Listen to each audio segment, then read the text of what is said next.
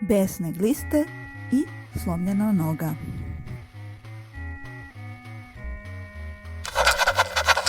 Marija obožava zimu i sneg. Uzela je godišnji odmor i otišla na Kopaonik. To je poznati ski centar u Srbiji. Uplatila je 6-dnevni ski pas.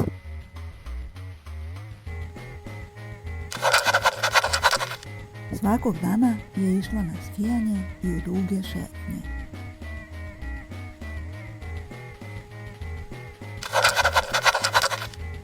Uživala je i disala punim plućima.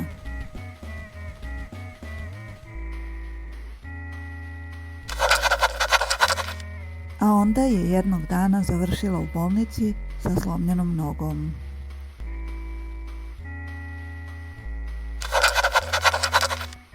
Lekar joj je rekao: ne brinite, sve će biti u redu, mirujte, odmarajte, budite strpljivi.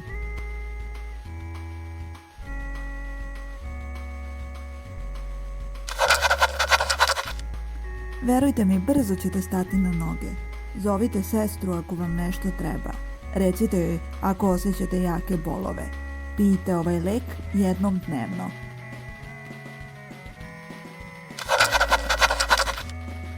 Pa ti sljedeći put opet izvodi besne gliste. Pravi se važna pred ne znam nija kim. Tako ti treba. Sad leži ovdje i uživaj.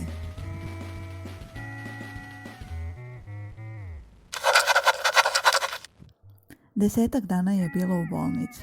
Još mjesec dana je mirovala kod kuće. Počela je da se kreće uz pomoć štaka. Majka joj je non stop ponavljala: pazi, nemoj da žuriš, gledaj gdje ideš, ne juri kao muva bez glave, uspori malo, slušaj kad ti ja kažem. Ne brinite, mirujte, odmarajte, budite strpljivi, verujte, zovite, recite, pijte. Pazi, nemoj da žuriš, gledaj, ne juri, uspori, slušaj. Besne gliste. Izvoditi besne gliste, izmotavati se, ponašati se neozbiljno, glupirati se, raditi koješta. Šta se desilo? Kako je Marija slomila nogu? Šta mislite? Šta vama kažu kad izvodite besne gliste?